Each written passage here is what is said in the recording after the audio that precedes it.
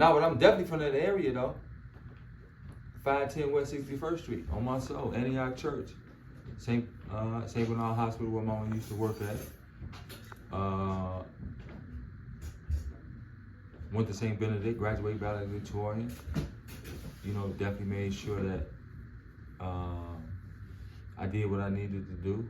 Started off 8th grade year, getting suspended. Then ended up making sure that the principal had to eat them words when she came into the room and said, listen, you know, I'd like to announce that, you know, so on and so forth is the valedictorian. And she had to hold that. So it was definitely one of them situations that you really just had to, you know, either you gravitate towards success or you decided that, you know what, at the end of the day, I'm just gonna be a fuck up because you've seen so much trauma, so much turmoil around you. Do you want that or do you want to be better? And it take a lot coming from Inglewood to be better. So when you really get a chance and the opportunity to really get out of these things and these situations, these circumstances, take that opportunity and run with it. Don't be scared of it. Don't think that you can't be better. Because there's so many of us that, you know, have that opportunity and we fail at it. So I want my black and brown brothers to understand, you too can be somebody. So let's just go where we gotta go and do what we gotta do, you know? You got any other questions for me, bro? Yeah, man. So what solidified you in wanting to be a teacher? Now, for people that don't know, I've known you for a while, and what possessed you to go into teaching as opposed to like business? God don't make no mistakes. I lost my mother my senior year of college. Had no direction after that. Right before my senior game in college, was lost. Didn't know how to prepare myself for the world.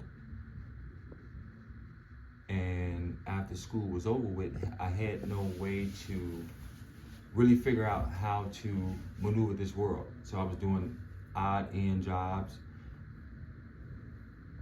I mean, cleaning toilets, whatever hospital would hire me as environmental services, whatever it would take, I mean, to just make $1. And through the grace of God, one of my college coaches who saw something in me reached out and said, hey, listen, you know, do you want to work at this school? You know, I got an opportunity for you. So through great relationships and the opportunity to be a person that just made sure that no matter where I went in the world, I always was positive around people. And that's what started it. So when I got on through the adversity that I faced to try to get there, the principal at the time had told me, I'm gonna put you out there in front of the community and I'm gonna make you somebody and you need to understand your position. And from that moment forward, I knew that I needed to always understand that you are, in the eyes of the youth, someone. So since 2012, I've always had the opportunity and the fortune to be in the eyes of the communities in which I've serviced, because I'm always of service, to be impactful and make sure that they understand here is someone that has gone through so many different things. No matter what has been bestowed upon me, the adversity, no matter what it is, you have to overcome. So with that being the case, there is no give up. There is no quit. There is no I won't do. because at the end of the day, the appreciation that I have for each and every student that walks into that building is because that is the primary source of the reason why I'm able to turn on my lights, why I'm able to open my refrigerator, why I'm able to put on my shoes, why I'm able to come home and make sure that the lights, the heat is working. So it's the children that have afforded me the life that I live to this day. So that's why at this point I am a decade in this profession.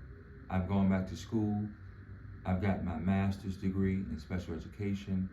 I work tirelessly to ensure that the students that I service get the needs, get the different things that they need. I take no days off, whether I have it, whether I am able to sustain or not. Because what they have given me is that much greater than what I could ever give them. So I want every child and every student to know, even those that I coach, even those that I mentor, even those that I just simply speak with, to know that I thank you for everything that you have given me, because it is that much of a blessing in my life. So all of the things that has led to this point has been a blessing. I've got individuals who have been in my life that have helped me get here to this day, and I want to thank each and every one of them, because it's important to understand that, you know, you can't get there by yourself. You know, you got to be thankful for people. So that's what I want to say on that. You know, if you got any other questions, you know, feel free.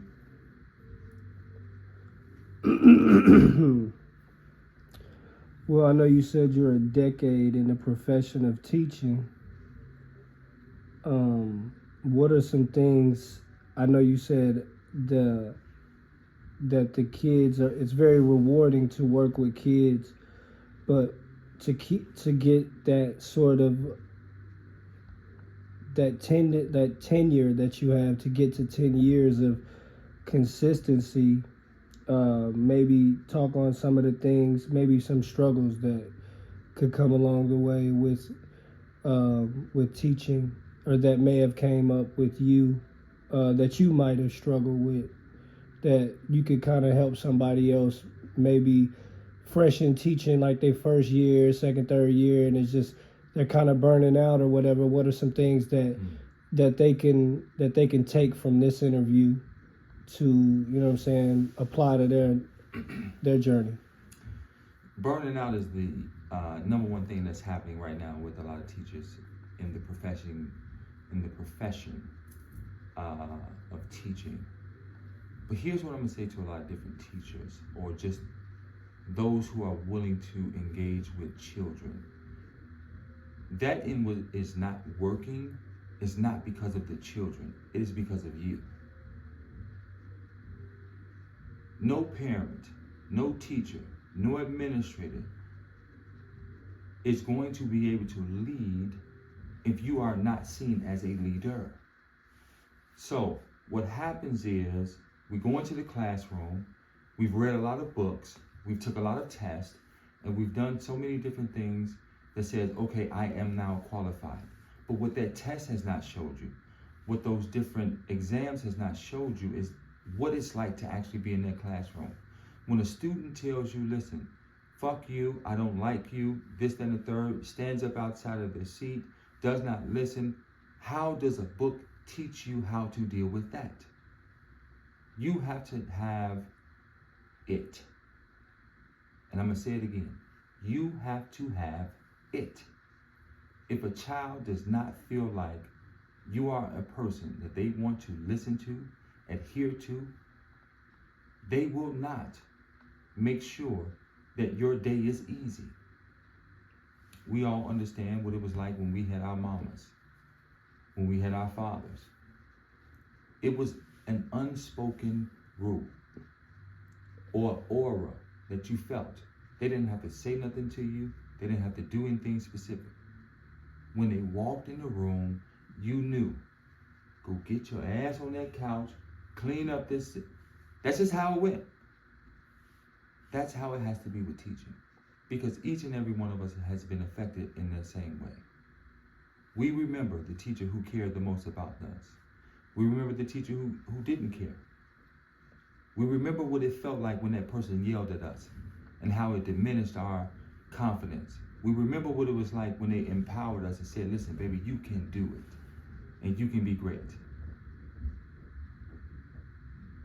So that in which hurt us, that in which helps us, should also be the tools that you use to empower the next generation, because that's what we have to do.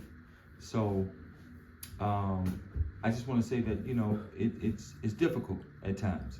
It's not easy. It's not something that everyone is built for. But if you're willing to go along this journey, I think you should understand that children are the backbone of how you are able to become a success within this business. And make no mistake that they are the future, and someone has to pour into them. Okay. Got one more question for you. I'm going to ask you this. What does educated lowlife mean to you? Could you define what that means in let's say in a layman's term? It's something that you could break down to people who may not know what it is. Educated Low Life started in the dorm room at North Park University between me and my brother, somebody that I had experienced years of blood, sweat, and tears with. So for me, there's more of an emotional attachment to it. There's more of a love that no one could ever understand. But what it talks about and what it dives into is the fact that no matter how educated we may be, we're still looked at upon society as a lowlife. So what we chased was the opportunity to redirect that narrative. We're two young men, my brother and I, who in 4 years graduated, received our bachelor's degree. We're two young men who have been successful in life, who have never had to face the adversity that some of our peers and some of those that look like us have faced. We're two young men who celebrate the opportunity to be free. And that sometimes takes a backseat to the immediate gratitude of what social media may give you, of what the person that stands next to you may give you. So what I want to say about educated low life is this. I am a young man from the south side of Chicago. I have two sisters. I have a brother from another mother. I lost my mother. But at the end of the day, what I never did was give up. No matter what I faced, no matter what I went through, I prevailed. I have a master's degree, I have a bachelor's degree, and I teach young children on a day-to-day basis to be great. And to never think that you will not make it. I also preach the fact that, listen, my pure presence is the greatest gift that I can give you, because it shows you that you too can be somebody. So educated low life has been something that has been a premise, since we've been in college, me and my brother, because we were educated, but what the world sees is the low life because of the color of our skin. So it is indicative of us to continue to keep moving and going forward, to show that no matter what you think, no matter what you say, we will prevail. That's what I'll say about educated low life.